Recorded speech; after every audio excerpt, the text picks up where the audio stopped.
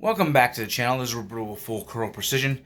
For tonight, before we get started, I'd appreciate it if you hit that subscribe, like, share, comment, follow us up on YouTube and Rumble. You can find us on Instagram and Facebook. But right now, at least we're getting monetized over at Rumble, so if you'd be kind enough to go over there and follow me there, that would be much, much appreciated. So I'm not earning a whole lot, but at least earning something. And you don't have to do anything other than download the app and follow me. That's it. You don't have to pay me a cent. Anyway, so I'm going to show a follow-up of what I was talking about when it came to seating depth combined with another thing that I did. So I did a survey where I asked what was the best rifle platform to build on, and I gave the options of the Remington 700, Savage 110, Tikka, and Mauser. And the vast majority, 55%, have selected the Remington 700. And I understand why. It is super supported. There's a lot of rifle manufacturers that build off of it because it's easy to build on. It's cheap. And that's fine, but it's also really reliable. The other the second one that was the most popular was Tikka, which had just over 20%. Mauser had just over 20%. And surprisingly, the one that got the least, and I'm kind of shocked, was the Savage 110. Now, I know Tikka doesn't surprise me at all because it's a really good one. But the Savage actually makes a better action than people give it credit. But besides all of that, so combining that, I know my Bergara is built on the Remington 700. Basically, it's a clone. And then I'm going to show you why, when it comes to building rifles that I'm going to be doing this with, like as far as like the 27 Ibex being a longer action, why I'm going to be using Bergara for a number of reasons. Besides the fact that it's the Remington 700 clone. The other one I'll probably use is going to be... Well, really, when it comes to the 27 4-horn, I can use any platform because anything that the 6.5 Creedmoor and 6.5 PRC can fit in, as far as action length, my cartridge, the 27 4-horn, will fit in that. That's going to be the ideal thing. So it'll make it really cheap and affordable to swap over. Even when it comes to the Ibex line, it's going to be pretty inexpensive to swap over a lot of parts and be able to build a rifle. So it's going to be really easy.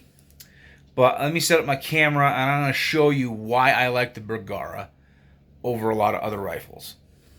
Get this over here. Do that. And I'm going to see if I can get this all to show up. It should. So, as per normal, we have an empty rifle, okay? Now, I'll sit down here for a second. I'm going to show what I'm talking about with this. So, as I've mentioned before in other videos, I like to do dummy loads for sample. So, yeah, it looks like a totally loaded cartridge. It's not. No primer, no powder. Same thing on all four of these. No powder, no primer. These are just duds. They don't have any sort of power to them. These are 4 heavy bullets, heavy for caliber, that I'm going to be utilizing when it comes to the testing. One is going to be the 165 grain Nosler AccuBond Long Range. Another Nosler is the 170 grain ballistic tip. Yeah, they make that. 170 grain Berger EOL, which is pretty common enough. And then a 175 grain TGK. So you have 4 options right there. Now, there's a 5th that I don't have. It's actually at the gunsmith right now. And that is a 180 grain Woodley. So, yeah. Eventually, that's going to be getting in there too, where we're going to get it loaded and tested and everything else like that. But I'm going to show you why I prefer, as far as action length, I'll take this Bergara over a Tikka. Because I don't have to go and do anything special. I can get this rifle in an actual long action, which is what this is. Why? Because standard length and long action fit inside of long action. Long action does not work inside standard action. And what is standard action? Anything inside 3.34. So, check this out. So these are all seated out to my long settings. Let me set that there. And again, remember, these are duds.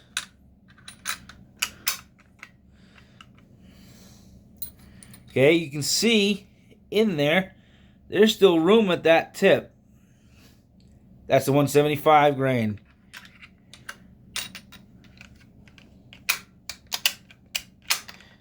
That's just me fiddling around with it. There we go. That's the 165. Still plenty of room. And yes, all of these ramp up and in.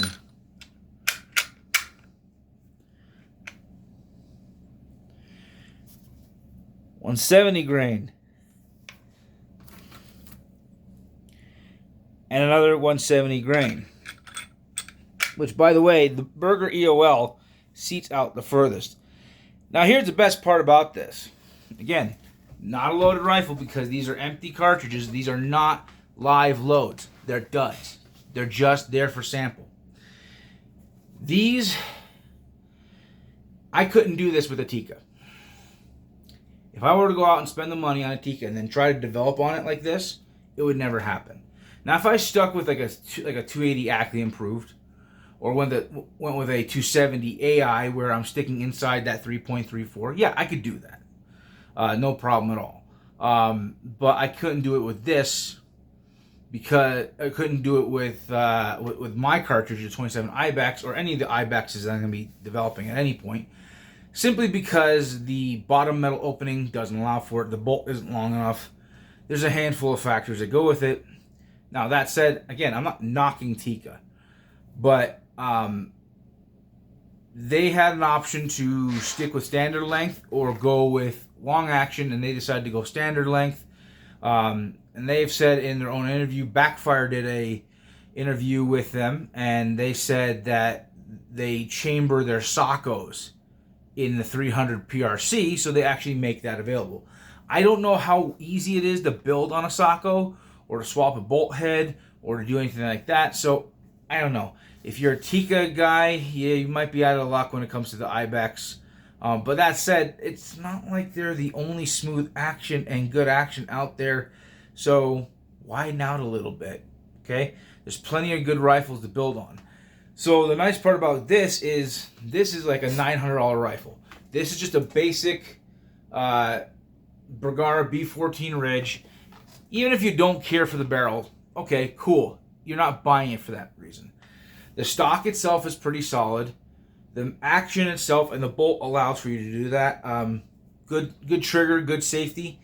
And if you look at how thick this is, you know, again, if I hold my thumb up to it, it's a pretty hefty barrel, right? So you get a pretty wide channel here. You can, if you wanted to go with a lighter profile, you could easily go with a lighter profile and shrink this down. This is a 24-inch barrel. If you wanted to go with a 22, you know, it's easy to build on these. And because they are a Remington 700 clone, you know, getting pre-fit barrels is not going to be an issue. You just have to get it, you know, you have to get it cut in the chambering of 27 IBEX. So it's actually going to be fairly simplistic in order to convert this rifle over to what I'm going to be doing. You don't have to go crazy with it. So yeah, there's plenty of options and be able to do things. But yeah, again, going back, if you look in there, you can see that they fit in there nicely. And so I'll just take these out from the bottoms. There we go. But yeah, that's why I choose this. But that also goes back into the survey of why you choose the Remington 700. The Remington 700 also does a lot of similarities. But I'm going to tell you right now, if you have $900 to spend on a Remington or $900 to spend on a Bergara, get the Bergara. They're a better rifle. The other side of this is the secondary option I'm going to use to build on is probably going to be the Savage 110. And that's because there's a ton of aftermarket support. Aftermarket barrels are everywhere, so it's going to be easy to build on that. Again, empty, so I'm going to just, again.